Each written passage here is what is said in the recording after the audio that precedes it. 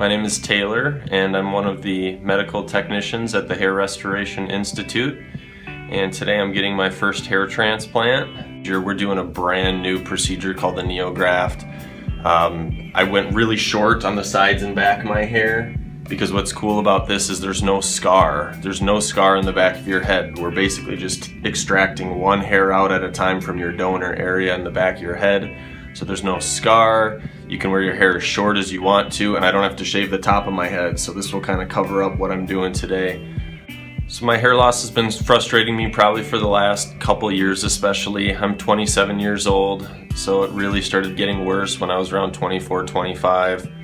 I was really good at hiding and making my hair look as thick as it could possibly be and making it look thicker.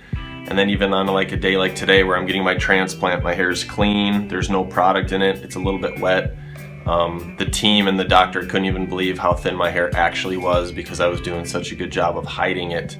But I don't want to do any of that stuff anymore. I just want my own growing permanent hair back. And that's what's cool about a transplant. It's all done in one day. I'm gonna leave today, drive home myself, and then just be patient and the hair will start growing in. So it's pretty cool.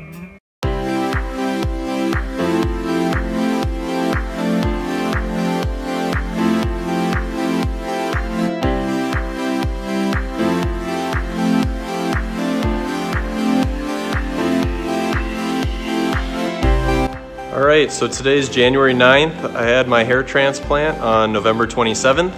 So it's been approximately 6 weeks since the transplant. It's been going great. The stubbles are already starting to fill in and I can already see a little bit less scalp when I'm styling my hair. So I'm super excited for the final result. I just got my hair cut today and I feel like I have no limitations whatsoever. That's what's awesome about the FUE and the NeoGraft method. It's the state of the art.